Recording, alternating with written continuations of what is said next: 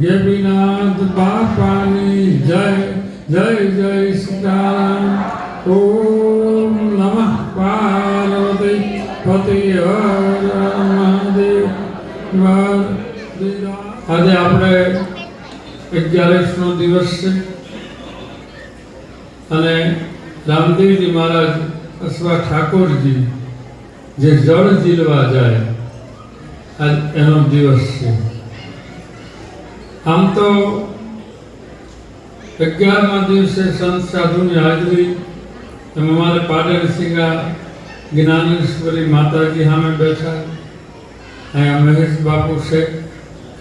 આપણે નવું મંગલ ભવન જે બનાવ્યું એમાં જે ઓલપા આપણે ડેલો મૂક્યો ને લાકડાની ડેલી, એ 200 વર્ષ પહેલાની સુરા બાપુ દાન બાપુના શિષ્ય એની ડેલી ને હતી એ આ માતાજી આપણને ભેટ આપેલી છે.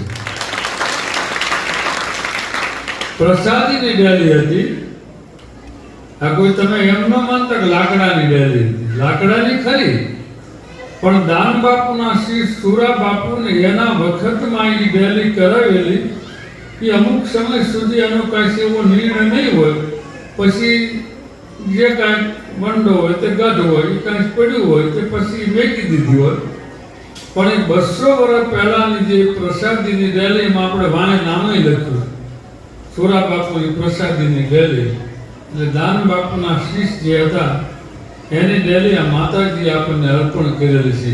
એ ડેલી 3-4 લાખમાં મગાઈ ગઈ હતી, પણ એને નક્કી કર્યું કે કાં ડેલી સલાળા જાય, કાં હતાદાર જાય અને કાં તો સણોસરા જાય. એમાં દાન બાપુની ઈચ્છા હતી મને કે તમને કાંઈ વાંધો નથી, મેં હું પૂછી જાઉં. હા પાડી એટલે આવી ગઈ, સડી ગઈ આપણે. એટલે એ માતાજી આવ્યા છે. સારા રામાયણ અને ભાગવતના કથાકાર છે, મહેશ બાપુ છે. આપ બધા યુવાનો, વડીલો અને માતાઓ, આજે 11નો દિવસ છે. આપ બધાને 11નું માતમની ખબર હશે, પણ છતાં મને જે લાગે એ પ્રમાણે કહું કે બને ત્યાં સુધી 11 રહેવી, પણ 11 રહ્યા પછી 66નું ફરાળ ન કરવું. હા, હું તો નથી રહેતો, તમને કહી દઉં, તમારી ઈચ્છા પડે રહેવાનું, હું તો નથી રહેતો.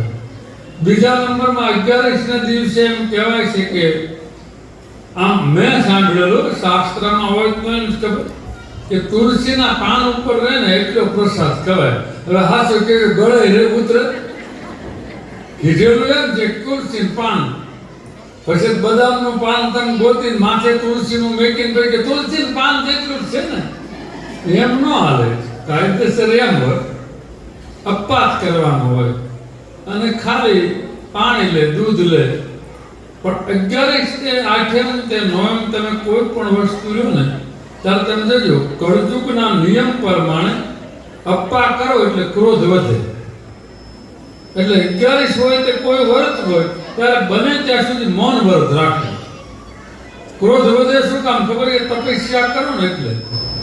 આ મારે ઈદ હોળી છે ને, બીજું ક્યાં કહે છે. આ વારા ઘડીએ ક્રોધ ચડી જાય. એટલે મને આજે તે 1-2 જણાએ મારા કપડાં જે મેં પહેરેલા હતા એ માગ્યા. મેં કહ્યું મારી ઈચ્છા પડે હું દઈ દઈ. એટલે મેં એને પૂછ્યું, મેં કીધું આ કપડાં તું શું કરીશ, શું કામમાં લે? ત્યારે કે મારી ઘરે કાચનો કબાટ કરી એમાં તમારો ફોટો વેકીને ટાંગી દે કે આ સાલમાં આ તારીખમાં રામાપીરના નોરતામાં બાપુએ રાધાજીનું રૂપ લીધું હતું, આ એના કપડાં છે. મેં કીધું જો હવે મેં આ લીધું ને એમાં મારે ઘણા હવે ફોન આવે છે. ઘણા લોકો એમ કે બાપુએ આ શું કામ આવું કરવું જોઈએ, આ શું જરૂર હતી? પછી મેં એને એટલે ઘણા એટલે 1-2 જણાને આવ્યા, થોડીક મગજની ઓલી હોય ને, તો મેં એને કીધું કે આપણા બાપ દાદા આવું નથી કરેલું. મને કે એવું ક્યાં કર્યું? મેં કે અર્જુનજી 6 મહિના સુધી બાઈના રૂપમાં હતા. મને કે હા હતા. મેં કે આપણે શું થાય છે કે વડવા? મેં કે તમે તો 1 દી જ કર્યું છે. એટલે માણસ છે ને એને તમે ક્યાંય ન પૂગી શકો. મને વલ્કુ બાપુએ આજે ઓઠું આપ્યું ને એ મને ગમ્યું.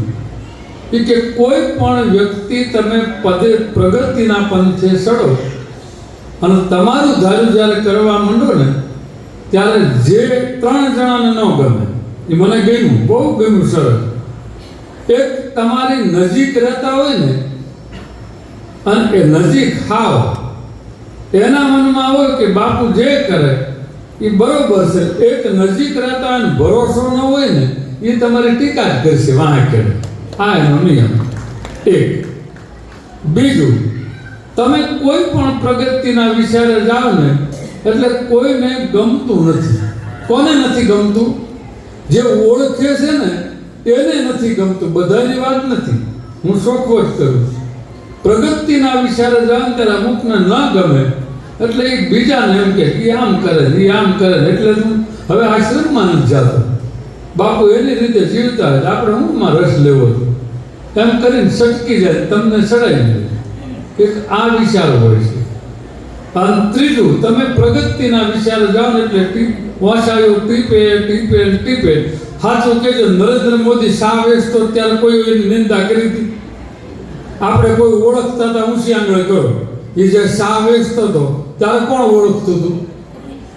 વડાપ્રધાન થયા ત્યારે હવે ઓળખ કરીને એમ તમે પ્રગતિના પણ થઈ જાઓ. એમાં બહેનો હોય ભાઈ હોય, તમે જેમાં બહેનો બહુ કીર્તન ગાતા હારા શીખી જાય ને એટલે વાહે જે ન આવડતા હોય ને એને એકાદું તો આવડતું સગનનું. પછી શું કે ખબર છે, જ્યાં હોય ને મર ભમરાડી હોય. એટલે પણ મર છે તો તું તારું એક ગાય નાખ ને. અમારે એક દાડે એવું બન્યું હતું એવું કે એક ભાઈને કીર્તન ગાવાલા ભજન ગાવાનું કીધું રામજી મંદિરે. મનુભાઈ વાણંદ પેટી વગાડતા હતા અને હું ભજન જ ગતો. મેં સવારે ભજન ગાયેલો 2 વર્ષ ગાયા હતા. એટલે દરરોજ નહીં, દર પૂનમે અને દર બીજે મનુભાઈ વાણંદ પેટી વગાડે. એમાં મારું પ્રિય એક જ ભજન, સોનલાવા ટકડીને રૂપલા કાંગસડી બાલુનો જોગી નાવા બેઠોડે ભરતરી. એ એક ભજન આવ્યું બાપના આમ બીજું કાંઈ આવ્યું નહીં. હવે એ ભજન મારે ગાવાનું. હવે એમાં હું તમને કહું, એ ભજનનો વારો મારો ન આવ્યો હતા. ભીખાભાઈ બારોટ કરીને વાણંદ હતા, જેને જોયા એને ખબર. ભીખાભાઈ બારોટ એને ભજન ગાઈ નાખ્યું. એ ગાઈ નાખ્યું એટલે મનુભાઈ કે હવે હરજન બાપુજી મને કે હવે તમારો વારો. મેં કે હવે હું ગાય હરસેલો? મેં કે કેમ? મેં કહ્યું જે હતું આને ગાઈ દીધું, હવે કેવું મારી આગળ કાંઈ. એટલે પછી મને એની ઉપર દાસ ચડે કે આમ કેમ તું મારું ગાઈ નાખ્યું. આમ છે ને ભજન ન શીખ્યા કહેવાય. આ પોપટિયું જ્ઞાન આપણે શીખ્યા કહેવાય, કોકની બળતરા કરવા આવે. શીખવું ને તો ગંગા સતી ઘોડે 52 પદ શીખવા, 35 પદ શીખવા, 20 ભજન મોઢે, 20 કીર્તન. ભલન દીકરા મારા 2 ગાઈ નાખતા. હવે તમને 2 આવડતા, મેં 2 બીજા ગાઈ નાખે. કરો શું? એટલે આવો અફસોસ ન કરવો. આ મારા વખતની મેં વાત તમને કરી, એમાં જયલધા જીવે છે. એટલે હું આ ભજન સોરે ગાતો. એટલે મેં નાટક તો કર્યા પણ કાંઈ હાલ્યું નહીં. આ દાન મહારાજ પર હાલી ગયું. એટલે આપ બધા બેઠા છો. 11નો દિવસ છે અને આપણે આજે 11ને દિવસે ફ્રાળ અને આવતીકાલે રાંદલ. એટલી જ મારે જાહેરાત કરવાની. આવતીકાલે રાંદલમાંના 8 લોટા તેડવાના છે આપણે. એટલે બધા જ મેં પમદી કીધું, પણ પહેલેથી મોટી સંખ્યા હતી તો ભૂલી ગયો છું. પણ આપ બધા આવતીકાલે ગૌમણી તરીકે બધા આવજો. બહેનો નાના હોય મોટા હોય, તમારો પડખ્યો હોય એને લેતા આવજો. 10 વાગ્યા પછી હામે કરવી જાય થાય. આમાં તો આમાં ટીમને બે હામાં એમની થઈ જાય. પણ આપણે રાંદલમાંનું એવું નથી માનવું. નકર તો 1-2 લોટે તેલ બહુ નહીં. 1 લોટે 2 લોટે તેલ તો કરો ભાઈ, હિસાબ કરો. 2 લોટે તેલ તો 8 લોટે કેટલી થઈ? હે 52. 1 લોટે 2 લોટે સોપત તો 2 લોટે તેલ તો થઈ રહેશે. લો આપણે ગૌણ તાણ નહીં પડે. અને તાણ પડે તો ઉપરથી સરગમાં રાંદલમાં કોકને મેકલ છે. એટલે તમે બધા જેટલા છો અહીંયા સાંભળો છો, અડકે પડકે બધા કહી દીધો. અને છોકરા જમવા આવે. આ પૂરે જમવામાં કાયદેસર રાંદલમાંની 4 મૂર્તિ બીજી આવી ગઈ. 4 હતી ને 4 આવી ગઈ. 1-1 મણની છે. કોઈ પણ ના ઘેરે રાંદલ તેડો તો અહીંથી લઈ જવાની છૂટ છે. પણ એનું ભાડું ન દેતા, નકર તમને કાંઈ ફળ નહીં મળે. હોંશથી લઈ જવાનું, હોંશથી મેકી જવાનું. આપને એક આ મંત્ર. અને બીજું મારું આપને બધાને છેલ્લે આપ બધા મારા જ છો એટલે હું કહી દઉં કે હવે આવતીકાલનો છેલ્લો દિવસ છે પછી રામાપીરનો યજ્ઞ વિરામ લઈ લેશે. કાલ સાંજે 6 વાગે શ્રીફળ હોમી નાખશું. યજ્ઞ પણ વિરામ પૂરો ન કરાય, વિરામ. અને આવતીકાલે ગરબાની અને જાગરણની છેલ્લી રાત છે, એ પણ વિરામ. પમદી ઝુવારા પધરાવા છોકરા 7-8 કોળિયા જવાના છે, મોટું કોઈ જવાનું નથી. બૈરાઓની ના પાડી. નિમબેને કીધું તમે એક જાશો તો બીજા 5 બૈરાઓ જશે, એટલે બૈરાઓ કોઈ નહીં, આદમી નહીં, કોઈ નહીં. છોકરા જે પધરાયા છે આપણે આ યાત્રા ઉપર બંધ રાખવાનું છે. આજનો જે ફરાળ છે એ લાલભાઈ જીવરાજભાઈ કેવડિયા ડાવરા, એના જે હમણાંનો ભત્રીજો ગુજરી ગયો ને આજે બેસણું હતું, એના તરફથી આજે એ કે અમે આવ્યા નથી, પણ બાપાને આજે પેંડા અને સેવડો ફરાળીઓ ધરી ગયો, એ લાલભાઈ તરફથી છે. અને એનસી એના મોટા ભાઈ હામભાઈ છે, એને આવતીકાલે એમ કીધું ઠાકોરજીનો છેલ્લો દિવસ છે, એટલે ઠાકોરજીને માન ભોગ એટલે શેરો ધરી અને બધાને એક એક પડીઓ દેજો પૂરું થાય ત્યારે. અને કાં તારા વૈશ્ય જ્યારે ખાવો હોય વૈશ્ય જ દઈ દેવો. એટલે કાલે છેલ્લો દિવસ છે. આપ બધા પ્રેમથી આવજો. અને એક વસ્તુ યાદ રાખજો કે નીરુ બાપુ જે છે એ જ્યારે તમને અનુકૂળતા લાગે, જો રેકોર્ડિંગ થાય, જ્યારે તમને અનુકૂળતા લાગે કે બાપુને મારે આ પ્રશ્ન પૂછવો છે, કહેતો તો જો કોઈ કર્યું તો તમે જાણો ના દ્વારકા વાળો ઠાકર જાણે. હું શું તો તમને કોઈ પણ વ્યક્તિ કહે કે બાપુએ તમને આમ કીધું તો આમ કીધું, મારી હરુભરું લાવજો. મનમાં ઘૂંસવાય છે ને તો પાપમાં પડશું, મને કઈ વાંધો નથી.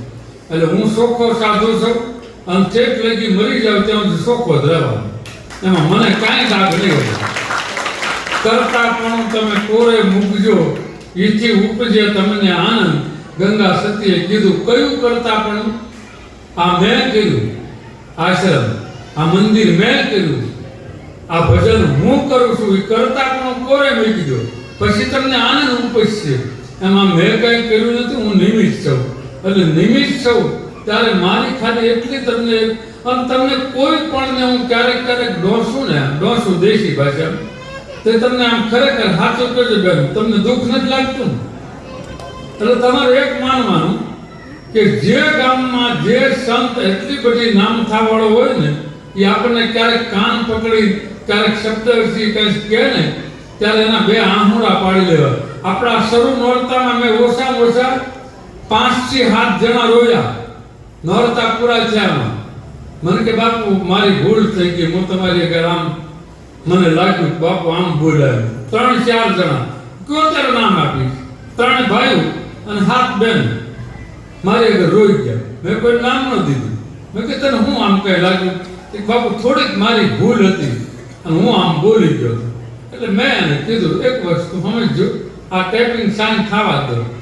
તમે કોઈ પણ વ્યક્તિ ભૂલ કરો એ તમને ભૂલ લાગે છે, ભૂલ નથી. આપણા કર્મ હોય ને ત્યારે આપણી જીભ ઉપર સરસ્વતી બેસી જાય ને એટલે આપણે ન બોલવાનું બોલી નાખ્યું. કુંભકર્ણને કીધું તો માં શું થયું? નિદ્રાસન આપો. થઈ ગયું?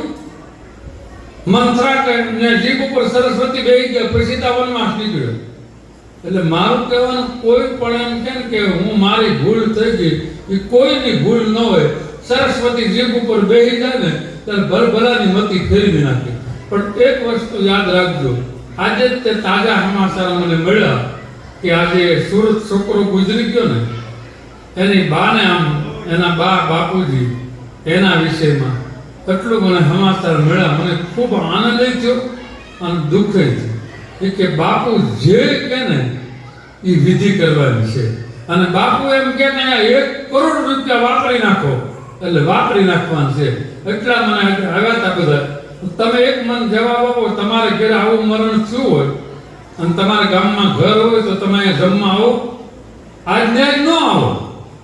આજ એ લોકો સુરતથી આવ્યા ને ઉતર્યા, બપોરે બધા જમવા અહીંયા આવ્યા. મેં મહારાજજીને કીધું બાજરાના રોટલી અને શાક સિવાય ભાતે ન દેતા. કાલકો કેમ કે આશ્રમમાં જઈને સારું ખાધું, હજી તેની વિધિ બાકી છે. પણ છતાંય બધા અહીંયા આવ્યા. એને ગુરુનો આદેશ પાડ્યો કે બસ બાપુએ કીધું એટલે જમવાને વીવી જાવ. હાજી એને કે જમી નીકળી ગયા.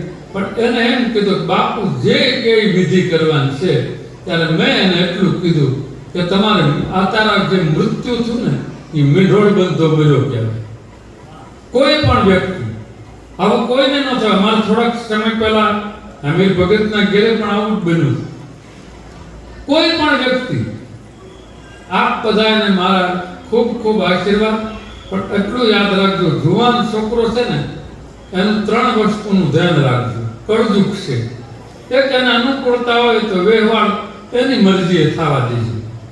બીજું, તમારી મરજીએ કરજો. અને ત્રીજું, તમારા કુળને અને તમારા ઘરને લાંછન ન લાગે એવું પગલું ભરજો. પછી ન માને તો ભગવાન ઉપર છોડી દેવાનું. એટલે કળજુગ છે. અત્યારે કોઈ પણની પ્રજા અખંડ, હું તમને કોઈનું માન છે નહીં. કરોડો રૂપિયા છે તોય ભલે, ન હોય તોય ભલે, દુનિયા સ્વતંત્ર છે એટલે એની રીતે મોજમાં રહે. એટલે આપ બધા અહીંયા બેઠા છો ત્યારે દાન મહારાજને ઠાકરને હું પ્રાર્થના કરું કે આ જેટલા બેઠા એમ નહીં, જેટલા સાંભળતા હોય એ બધા એટલું ધ્યાન રાખે કે પોતાના ઘેરે સારો મોડો પ્રસંગ આવે પણ એટલું યાદ રાખજો, 3 વસ્તુનો પાવર ન કરતા. એક પૈસાનો, એક રૂપનો અને એક તમારી કીર્તિનો. ક્યારે કીર્તિ વહી જાય એ નક્કી ન કહેવાય, ક્યારે રૂપ લૂલા લંગડા પક્ષીઘાત થાય એ નક્કી ન કહેવાય, અને ક્યારે પૈસા વયા જાય એ નક્કી ન કહેવાય. એટલે 3નો કોઈ દી પાવર ન કરો. પાવન કરવો ને તો હરિના ભજનનો કરવો, જેટલો થાય એટલો. કે તમે કેટલી માળા કહેશો ત્યારે કે હું 50, હું 60 કરું, એ પાવર કરવો, બાકી એક કે ન કરવો. અને બને ત્યાં સુધી કોઈ પણ ધર્મની રીતે રહેવું, કોઈની ઈર્ષ્યા નહીં, નિંદા નહીં. બાપુ આમ કહેતા હતા કે બેન આમ કહેતા હતા, કાકા આમ કહેતા હતા, દાદા આમ કહેતા હતા, કોઈ પણ નહીં. તમારું ધાર્યું કરવું. એટલે હું ઠાકરને પ્રાર્થના કરું. હવે ખાલી જ્ઞાનેશ્વરી માતાજી આવ્યા છે, 5 મિનિટ બોલી નાખે તો છોકરા પ્રસાદીની તૈયારી કરે. જય સિયારામ, જય દાનમાં. બાપુને શરણે વંદન. મારા ભાઈ મારી મહેશ બેઠા છે, પૂજ્ય લઘુમાન મારા બાપુ અને નાના અમારા 2 ભાઈ દીકરા, એ સૌને મારા જય સિયારામ. દરેકને મારા પ્રણામ, જય સિયારામ. કાંઈ કહેવું નથી મને જોતા, અને ત્યાં બેઠા ખૂબ મોજ આવી, આનંદ થયો.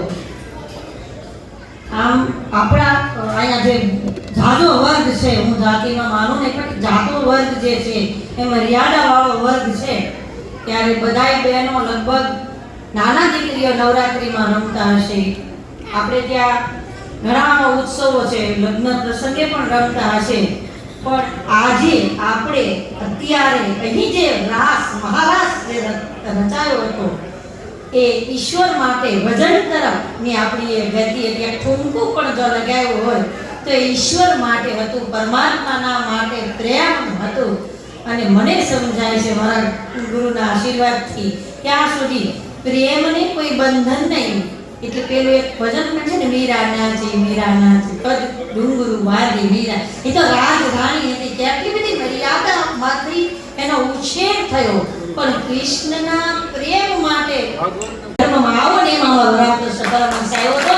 એટલે તમે બધા નહીં, આ જગતમાં જન્મનારા આપણે બધા, હું પણ સ્ત્રી હોય, મહેશ બાપુ સ્ત્રી છે, અનેક સંપ્રદાયોમાં પરમપિતા અને પરમ પુરુષ થયા છે.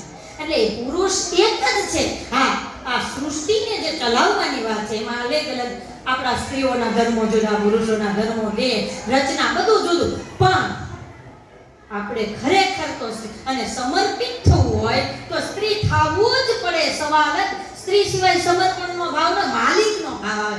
એક પરમાત્માને જ્યારે આપણે સમર્પિત થઈ જવું હોય ત્યારે આપણી અંદર પછી આપણે કઈ વેશ જ પહેરવો પડે એવું નહીં, પણ ભાવ તો દાસત્વનો હોય, સ્ત્રીત્વનો હોય. અમારો હનુમાનજી એ દાસત્વના ભાવથી વધે છે, મીરા પ્રેમના ભાવથી વધે છે. એટલે આપણે બધા સ્ત્રી જ છીએ, પુરુષ નામનું આ જગતમાં કોઈ નથી. આવું તોરણે પણ એકવાર કહ્યું છે, એને તમે બહુ અભ્યાસ કરો તો એવું ગંગા સતી પણ બોલ્યા છે કે આ જગતમાં પુરુષ છે ને એ કેવળ પરમાત્મા છે, કેવળ પરમાત્મા છે. એટલે આ વેદની વાત છે. વેદોને તમે વિચારો તો વેદમાં પણ પરમ પિતા જ પુરુષ છે, અન્ય કોઈ પુરુષ છે જ નહીં. હા, સૃષ્ટિની રચના માટેની વાત જુદી છે. એટલે આ બધું એ જ્ઞાનની વાતો છે. આપણે એમાં ન જઈએ તો ઠુમકું જરૂર લગાડવું, કારણ કે આ મનુષ્ય દેહ મેળવશે બધા માટે હું કામ નાચીએ. એને ઈ કદાચ એની હારે સંબંધ કોકના લગ્નમાં બહુ ના જાય, 5 વર્ષ પછી તમે ભળતું ન હોય, બોલાય ન હોય. આ પરમ પિતા પ્રત્યેના આપણા પ્રેમમાં, રામદેવ પીરના નોરતામાં, આ દાન મહારાજના ચરણે અને મારો ગુરુ ભાવતો હોય. મારો તો પહેલી વાત તો એ, મને મારો ગુરુ જોતો હોય, પહેલી વાત તો એ. કેમ કે પિતા કાંઈક બીજી દીકરીને પ્રેમથી જોતા હશે, માં સ્નેહથી જોતી હશે, પણ ગુરુ આત્માથી જોતો હોય છે. એટલે મારો ગુરુ મને જોતો હોય એ વખતે જરૂર ઠુમકું લગાડી દેવું. આ ગુરુના આશ્રમે બેઠા મને આવડતું નહોતું, પણ મારું હૃદય નાચતું હતું. આપ સૌના દેહ રમતા હતા, મારું હૃદય નાચતું હતું. એટલે એ આ ધન્ય ક્ષણો અને આવી ક્ષણો વારે વારે નથી આવતી. મને ક્યાં ખબર છે આવતા નહોતે હું આ સદે હોઈશ, એ મને ખબર પણ નથી. એટલે જે ક્ષણે આ આનંદ, આ મહાલવાનું જે ક્ષણ છે એમાં મહાલી લેવું. આપણો નરસિંહ મહેતા આપણને ઓરો પડે, જુનાગઢનો આપણો એ મહારાજ જ્યારે જોતો હતો, ત્યારે એ મહારાજ જોતા જોતા જોતા એ મશાલ પકડીને મશાલ પકડતા પકડતા પકડ એ મહારાજમાં એ તલ્લીન છો, અને તલ્લીન છો ત્યારે એનો હાથ હળગી ગયો તો મારા બાપ આ આનંદ છે મહારાજનો. અને જેને મહારાજના દર્શન કર્યા હોય એને પછી જુનાગઢના ચોકમાં ભગવાન એને હાર પહેરાવા આવે. એનો મતલબ શું થાય કે અમારો નરસિંહ તેથી પરમાત્માને વર્યો, અને આ વરવાની તો વાત છે. એટલે તો આપણે ગુરુદેવને પરમાત્માને પ્રદક્ષિણા કરતા હોય છે. આપણે એને વરીએ છીએ, આ મંદિરોને પ્રદક્ષિણા કરતા હોય, આપણા ઘેરે મંદિરે માતા પિતાને આપણે જ્યારે પ્રદક્ષિણા કરતા, ખરા અર્થમાં શું છે આ દેહ વરે છે. અને લગ્નનો અર્થ પણ એ છે, જીવ અને શિવ પરણે એનું મૃત્યુ. બાપે એમના મૃત્યુને યાદ કર્યું. નાનું હોય મૃત્યુ, શોકદાયક મૃત્યુ હોય, દુઃખદાયક મૃત્યુ હોય, પણ આખરે તો જીવ શિવને પરણે છે બાપ, બીજું કશું જ નથી. આટલું મને ગુરુ કૃપાથી સમજાયું છે. સ્તુપ જય શ્રી